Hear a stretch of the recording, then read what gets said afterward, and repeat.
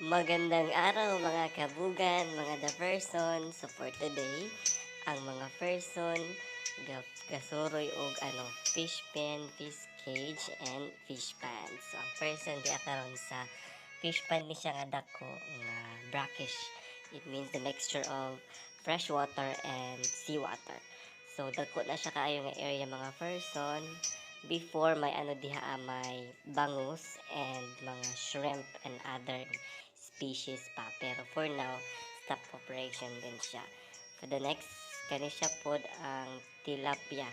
Partida ka nang nagtubong si doktor sa Bisana na siya sa Almeria.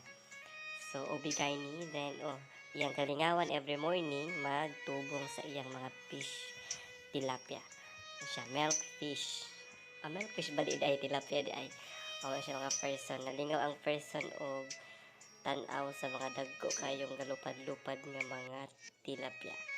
Siya, floater nga food ang giyang giitsa.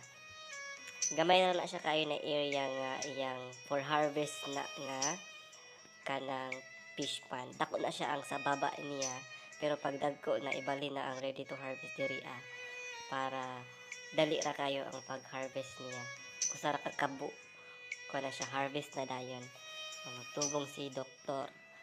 Doktor sa